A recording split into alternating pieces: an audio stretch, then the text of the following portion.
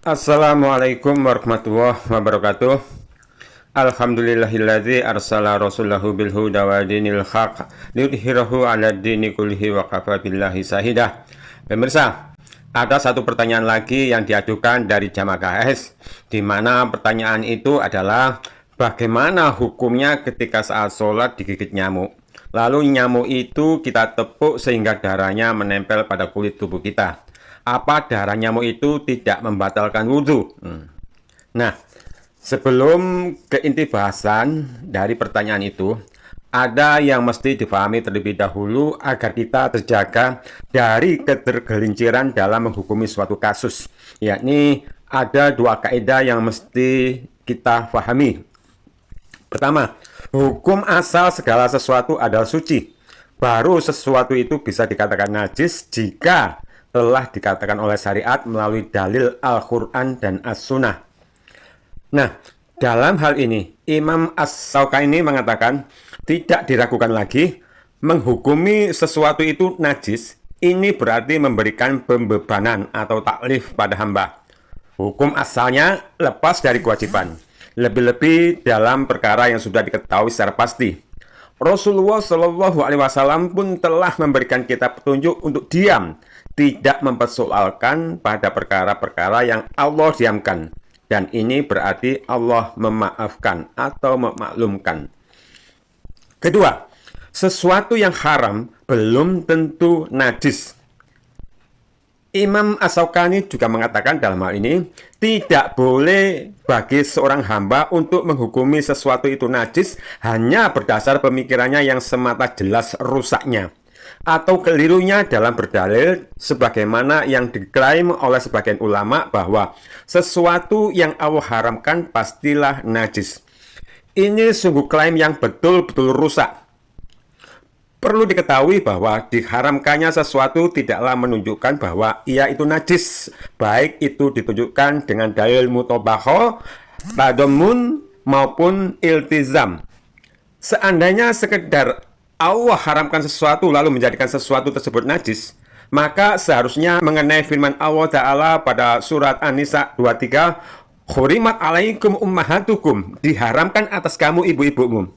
Nah, pada ayat tersebut jelas menyatakan bahwa wanita-wanita yang disebutkan dalam ayat ini dinyatakan haram untuk dinikahi oleh anak laki-lakinya. Akan tetapi tentu keharaman itu tidaklah harus dikatakan najis bagi anak tersebut. Karena seseorang muslim tidaklah najis baik ketika hidup maupun mati, sebagaimana yang disebutkan dalam hadis sahih dari Nabi Shallallahu Alaihi Wasallam. Nah, sekarang kita tinjau darah yang biasa dianggap najis dan kita bandingkan dengan sabda Nabi Shallallahu Alaihi Wasallam yang menjelaskan hal tersebut. Dan di sini kita dapat membagi darah menjadi tiga macam, yakni pertama darah haid, kedua darah manusia, dan ketiga darah hewan. Untuk yang pertama adalah darah haid. Untuk darah haid sudah dijelaskan bahwa darah tersebut adalah darah yang najis.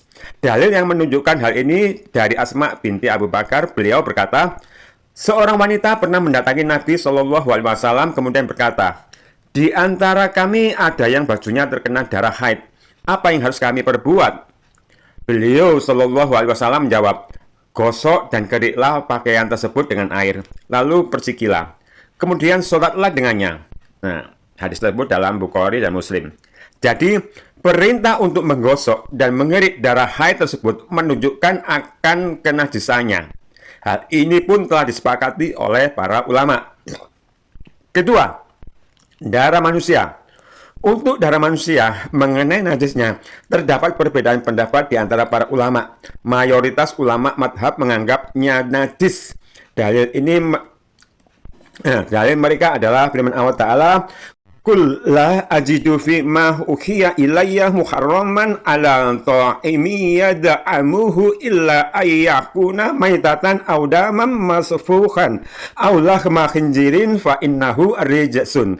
Katakanlah, tidak aku peroleh dalam wahyu yang diwahyukan kepadaku sesuatu yang diharapkan bagi orang yang hendak memakannya kecuali Allah kecuali kalau makanan itu bangkai atau darah yang mengalir atau daging babi, karena sesungguhnya semua itu adalah kotor. Jadi jisun adalah kotor.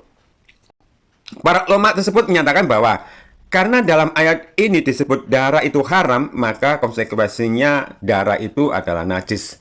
Namun ulama lain berpendapat bahwa pertama, asal segala sesuatu adalah suci sampai ada dalil yang menyatakannya najis. Sementara di situ dimaknai najis hanyalah tafsir dari para ulama.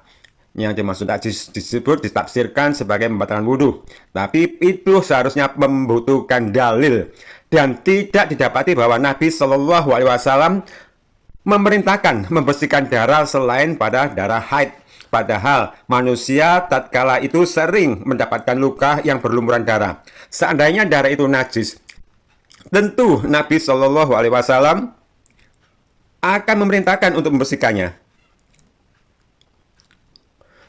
Kedua, sesuatu yang haram belum tentu najis sebagaimana dijelaskan oleh As-Syaukani rahimahullah di atas. Ketiga, para sahabat dulu sering melakukan sholat dalam keadaan luka yang berlumuran darah. Mereka pun sholat dalam keadaan luka tanpa ada perintah dari Nabi Shallallahu Alaihi Wasallam untuk membersihkan darah tersebut. Sebagaimana terhadap dalam hadis riwayat Bukhari, Ahmad, dan Abu Dawud yang menceritakan seorang Ansor.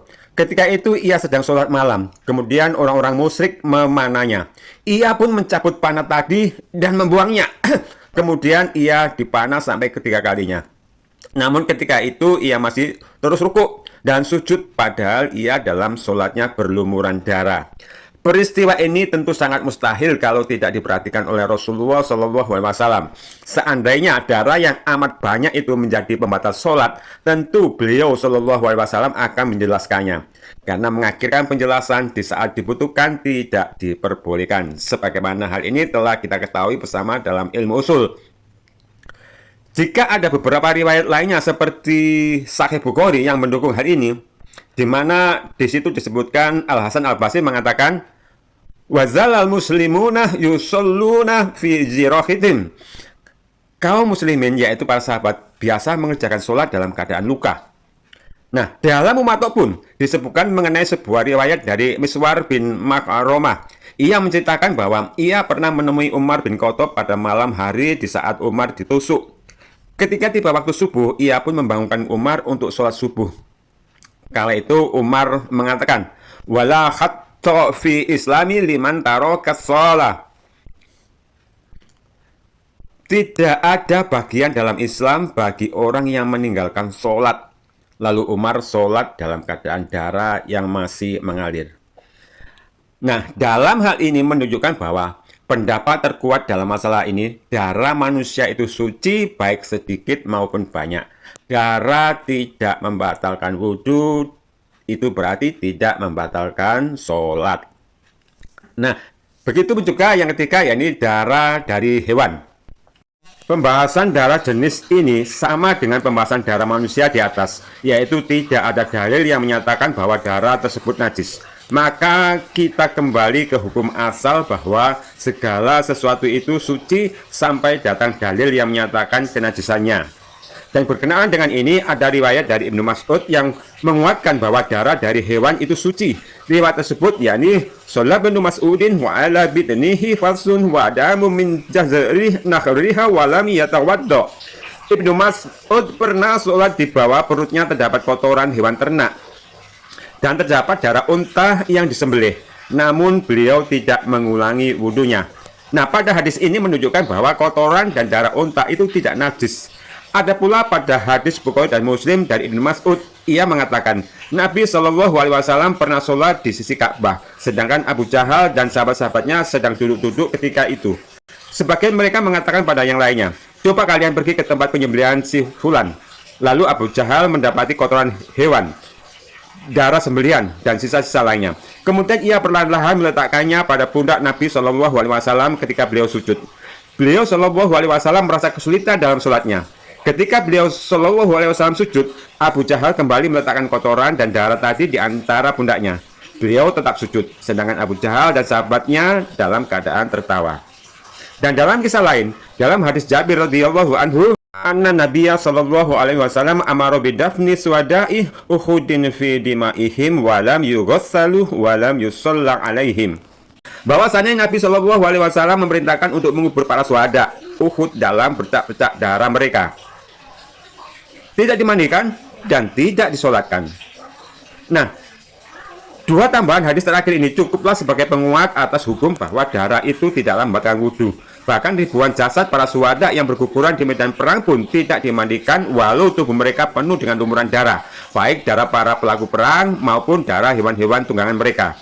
Jadi dari penjelasan di atas tentang hukum tersentuh darah selain darah haid, maka dalil yang menjelaskan mengenai hal ini beraneka ragam. Namun yang menyatakan najis yang menjadi sebab batalnya wudhu tidak memiliki landasan dalil yang kuat, melainkan hanya sangkaan logika saja.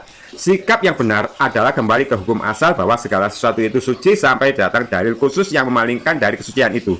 Dan kenyataannya selama ini kita tidak mendapati satu dalil pun yang menyatakan bahwa darah selain darah haid juga najis, kecuali itu hanya pendapat dari sebagian ulama yang tidak memiliki landasan dalil. Sedang fakta, kalau darah ternak, darah manusia itu suci, telah banyak dalil yang sudah menjelaskan kesuciannya. Maka jika darah hewan, darah manusia itu hukumnya suci, apalagi hanya sekedar darah nyamuk yang mengenai tubuh kita. Nah, pemirsa, semoga pembahasan ini bisa sebagai jawaban bagi yang masih meragukan permasalahan darah ini. Hanya Allah yang memberi taufik. Subhanaka Allahumma wa bihamdika asyhadu alla ilaha illa anta astaghfiruka wa atubu ilaik. Wassalamualaikum warahmatullahi wabarakatuh.